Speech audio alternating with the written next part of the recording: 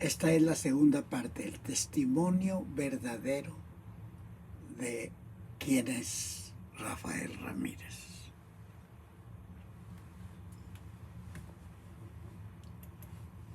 Que Dios los escuche.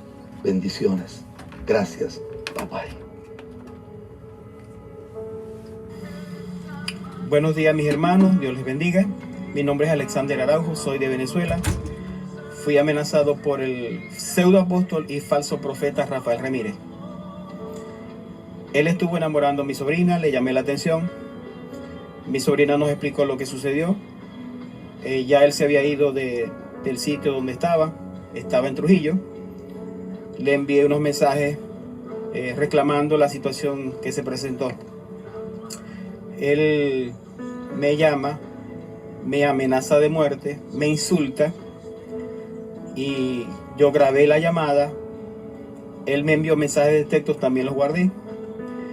Fui a la policía con todas las pruebas y lo denuncié. Fui a fiscalía y fui a tribunales también. O sea, yo dejé fundamento, dejé base de la amenaza por si él tomaba alguna, o si cumplía pues lo que había, la amenaza que me había dado. Él amenazó venir en contra de mis hijos, en contra de mi familia. Llamó a mi esposa zorra, a mi mamá también. Por eso es que tomé la decisión de denunciarlo. Dios les bendiga. Mi nombre es Ilva Moreno, soy periodista venezolana, vivo en el estado de Maryland, Estados Unidos. Me congregué en la iglesia Ministerios Unidos, donde el pastor era Rafael Ramírez y su esposa Fanny Porras. Allí me congregué desde el año un poco antes del 2005, duré 1 año y 6 meses asistiendo a esa iglesia. Esa iglesia está ubicada en escuelas, ellos se reúnen en escuelas. Una está en Forest George, de una ciudad de Virginia, y la otra está en el estado de Maryland. Siempre buscaban diferentes lugares o hacían campañas al aire libre.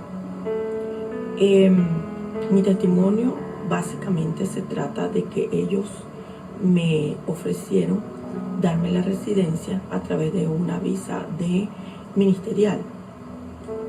El problema es que cuando yo vi cómo ellos recopilaban el material que había que mandar para migración, eran documentos de otras personas y ellos les ponían mi nombre. Entonces eso no me pareció, porque una persona evangélica no miente, no necesita, porque allí es donde se manifiesta el poder de Dios. Otra cosa fue que yo les pagué a ellos $5,000. At first, it was just a team. Now I can't imagine my life without them. That coach changed our son, on the field and off.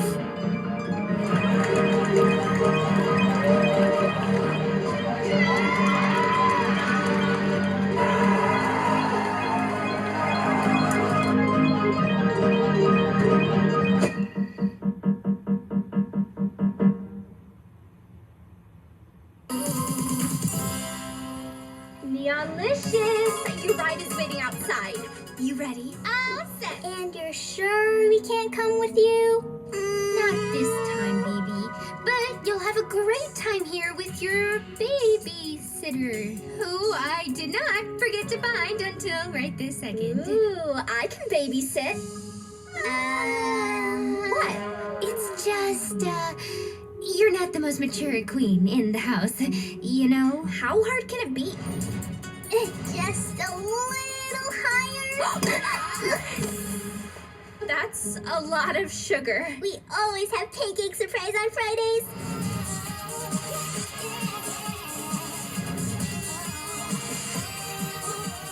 Bon appetit.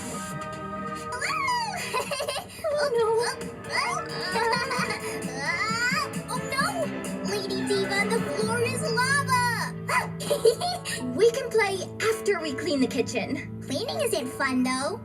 This is fun. I'm Queen of Volcano the queen of Sugar Rush Mountain.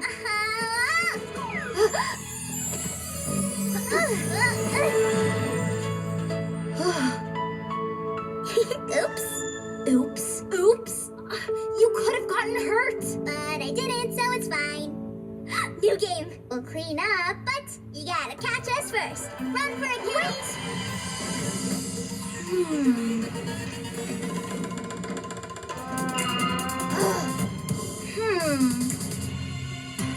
Gotcha.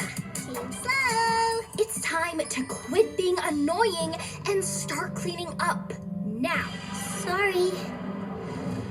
Wanna play a game after this? That's okay. I don't want to annoy you again. I didn't mean that, Neon Cutie. I wanted to prove that I can be responsible so bad that I took it out on you. I'm sorry for being so angry. Really? Really. And I'm gonna make it up to you. How? You think you're so outrageous. I rock the scene, a misfit with attitude. No VIP, I don't need your guest list.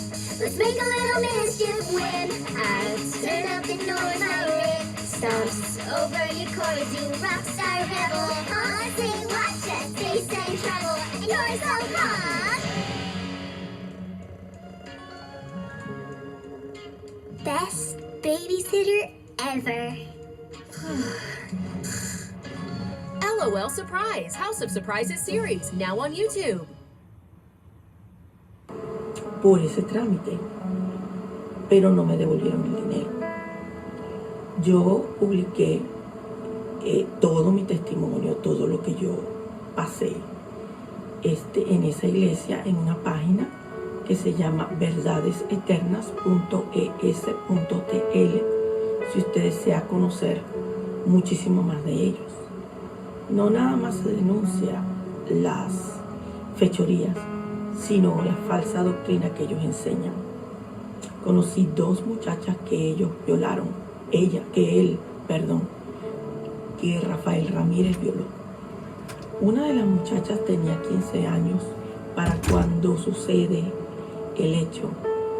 5 años después, ella, al formarse el grupo donde yo participé, fuimos a Univisión y allí íbamos cada uno dar su testimonio.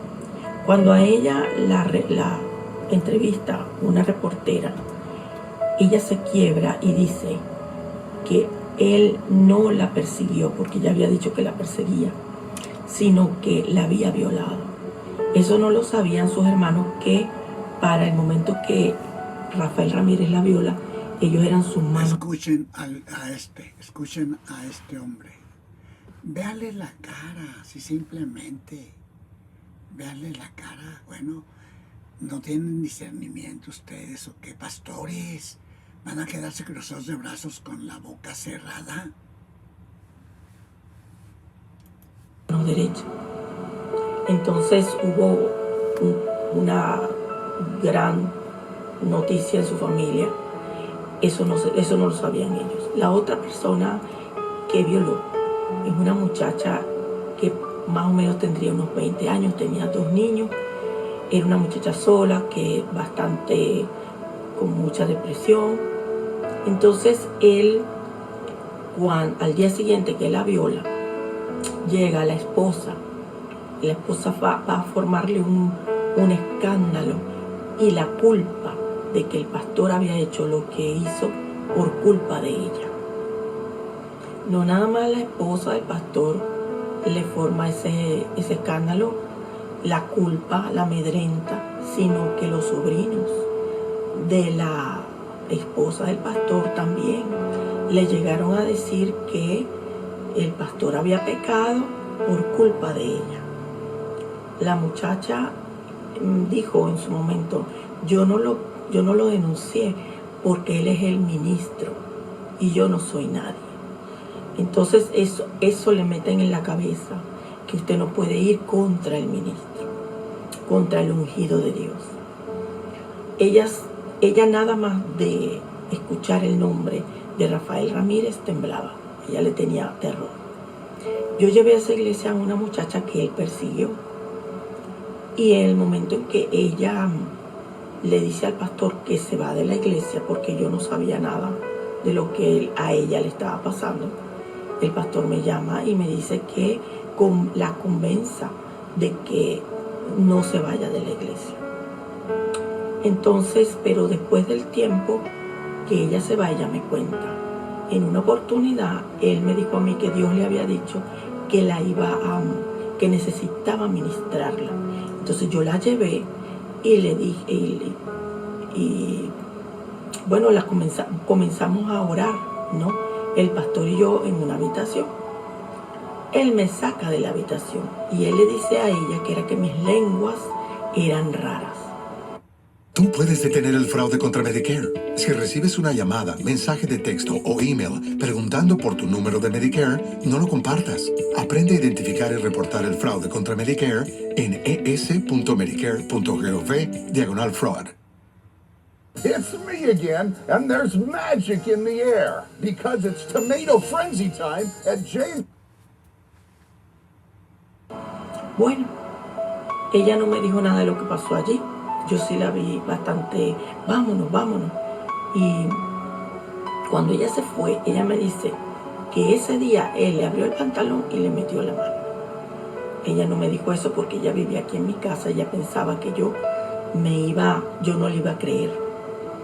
Entonces, esta muchacha, al irse, él empezó a llamarla y a dejarle mensajes y a decirle que todos los demonios que él le había sacado se los estaba mandando a su casa y que viera cómo entraban en su casa. Aquella muchacha temblaba del miedo, del terror. ¿Por qué? Porque es un lavado de cerebro que le van haciendo a la persona en los cultos. Bueno, este es básicamente mi testimonio. ¿Será que este pseudoapóstol es deportado?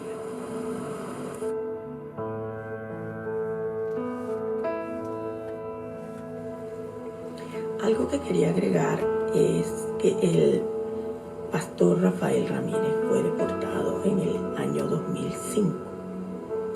A él lo deportan y la esposa dice que un congresista le dio una carta porque Dios puso una gracia espectacular, impresionante sobre el apóstol. Le da una carta que supuestamente era para que en el consulado allá de su país le dieran la visa. Realmente yo no creo esto, ya que las leyes de este país son muy, muy estrictas.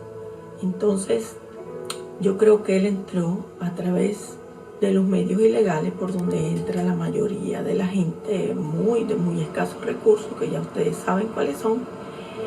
Y además de eso, él no podía hacer papeles. La esposa pudo hacer los papeles porque ella entró con visa. Entonces ella pudo hacer los papeles aunque estaba ilegal.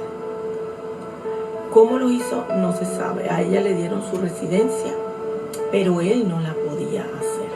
La razón era que él había sido deportado y estaba ilegal en este país. Había entrado de nuevo habiendo sido deportado antes. A raíz de que yo publico todo el testimonio en mi página, a él se le cierran todas las puertas para predicar aquí en Estados Unidos y ellos le cambian el nombre a la iglesia. La iglesia se llamaba Ministerios Unidos y le cambiaron el nombre para Ministerios Nacidos para Gobernar con Cristo, en el cual la esposa se queda al mando de la iglesia porque ellos se separan a raíz de que él le da una paliza y ella se cansa porque él siempre le pegaba, pero yo nunca supe que eso ocurría, porque esa es otra de las cosas que sí, eso no puede ocurrir en un pastor o en un hijo de Dios simplemente. Entonces ella se cansó y llamó al 911, se separan y no pasan. Este es el